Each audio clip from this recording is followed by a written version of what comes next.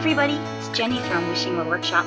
I posted this picture a few weeks ago and I was explaining how I like to use Skinner blends with a couple of pivot colors to come up with different color palettes for my projects in my polymer clay studio. And I had a few people ask me, what's a pivot color and can you explain that a little more? How'd you do all that? How'd you get all those colors? And so I decided to shoot a little video and let you know how it all comes together and how it all works. It's a very random method, so follow along. Grab some souffle clay, some igloo, lagoon, and some royalty. That's going to be our main Skinner blend. Our pivot colors in this case are going to be the greens, Primo Jungle and Primo Wasabi. We're going to need a little bit of extra white and some black to lighten and shade our colors in our palette. Go ahead and open up your first block of clay and go ahead and start sectioning it out. I like to cut along the perforations that come in the package when you first open it up. So now you have those 4 bars. Cutting it down a little further 2 more times will give you 12 equalish squares.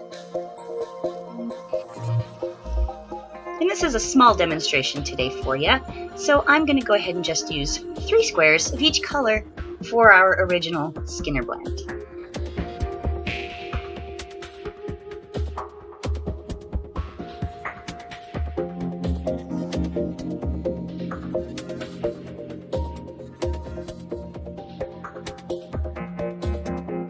Go ahead and start conditioning those colors.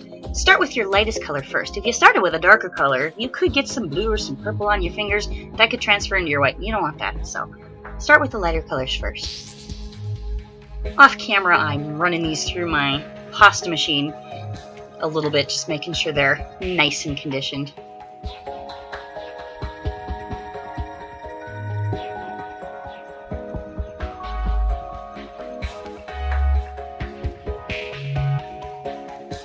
Now we're going to take each of our conditioned colors and start manipulating them into flattened teardrop shapes or flattened triangle shapes.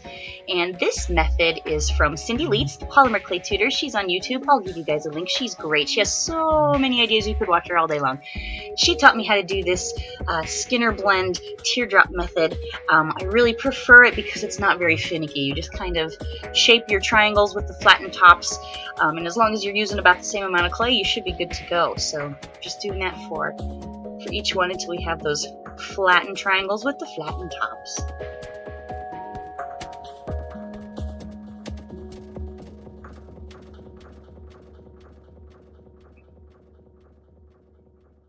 So now that we've got all those lined up, we're just going to take the middle color, that blue, and full lip them over. And then you'll see, kind of like a puzzle, everybody will fit together nicely. I'm just kind of joining the seams, making sure everybody's attached to each other. I'm kind of evening up the sides so it kind of looks more like that traditional Skinner blend that you're used to. So here's my blend. Ran it through the pasta machine a good 20-30 times. Again, for this demonstration, it's just going to be a small one, so I'm not using too much clay.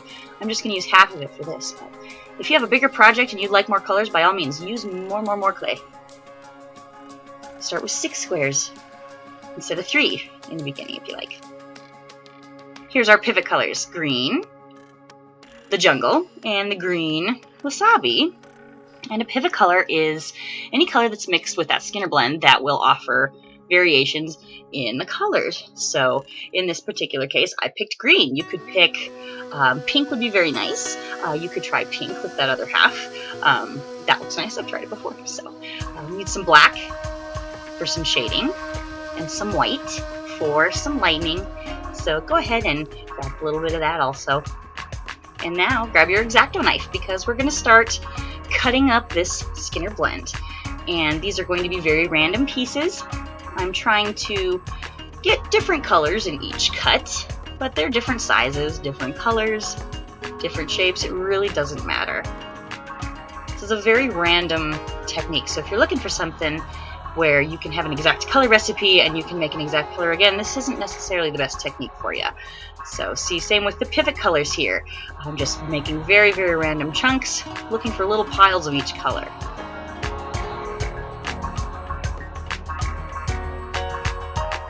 Now I'm going to start just randomly mixing everything together.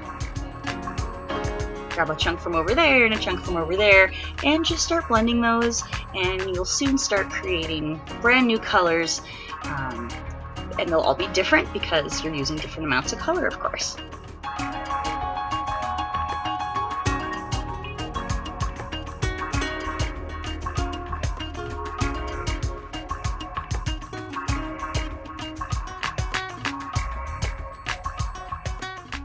One note I should make, guys, is if you look at a color wheel, the greens and the purples are kind of opposite of each other, so I'm really kind of trying to avoid mixing those together. They look a little muddy, so keep an eye on your color wheel. If they're right across from each other, they won't mix very nicely, so just keep that in mind if you use this technique while you're doing that. So, but here's all my little piles of different mixes, and I'm just going to start mixing them all together to make a whole bunch of new colors. And you can kind of see what's starting to happen. All those pretty colors back there starting to come together automatically. So here's all my colors that I came up with, and it's a nice variety. I like all the shades, and I like that they all mix and go together and coordinate with each other. They'll always go together because they're made with the same original colors.